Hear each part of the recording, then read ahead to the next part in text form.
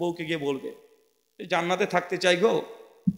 হুজুরে বলে গেল যে সুন্নাত পালন করতে হবে।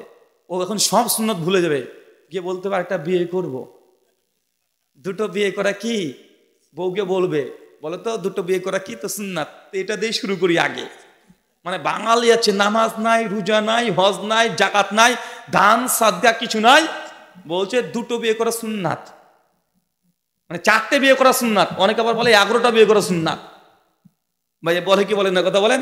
মানে ও বিয়ের সুন্নাত ও খুব ভালো বুঝেছে, বিয়ে 3-4টা করা যায় এটা সুন্নাত, নামাজ রোজা হজ জাকাত কিচ্ছু নাই। এই যে বাঙালি মুসলমান এসে বলছে হুজুর রাগের মাথায় বউকে দিয়েছি তালাক, কিন্তু আমার মানে রাগের মাথায় দিয়ে দিয়েছি, কিন্তু আমি ভুল করেছি, বুঝতে পারছি, এখন বউটাকে নিব। 1 মাস পরে এসে বলছে যে রাগের মাথায় তালাক দিয়েছি। আমি তাকে বলেছিলাম যে ভাই বউকে তো মানুষ রাগের মাথায় তালাক দেয়? পৃথিবীতে কোনো মানুষকে দেখেছেন নাকি?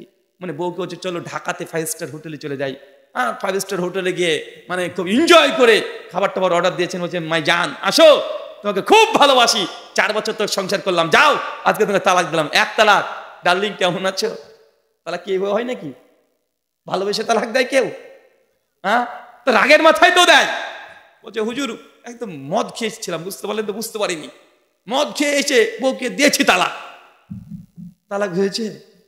তো বেটা মদ খোর, তোর মদ খাওয়াটাই তো আগে হারাম। মানে প্রশ্ন অনেকটা এমন যে হুজুর মদ খেয়ে একটা মেয়ের সঙ্গে একদম সাইজ করে দিয়েছি, বলেন তো গোসল ফরজ হয়েছে কিনা এখন?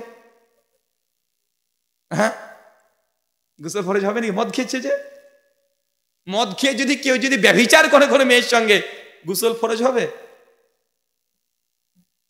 এর আবার কনফিউজ মনে হচ্ছে, কি গোসল হবে ফরজ হবে না? না এখানে বাঙালি, আরে ভাই মদ খেয়েছে মানে জিনা করেছে ডবল, আবার বলছে গোসলের চিন্তায় ব্যস্ত মানুষ, যে গোসল ফরজ হয়েছে কিনা। কত বড় আল্লাহর ওলি দেখেছেন?